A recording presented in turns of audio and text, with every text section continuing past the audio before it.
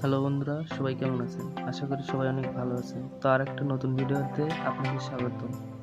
তো আজ আমি দেখাবো কিভাবে আপনি আপনার ছবি থেকে ব্রণ কিংবা দাগ রিমুভ করবেন। তো এটা করার জন্য আপনাকে একটা অ্যাপসের প্রয়োজন হবে।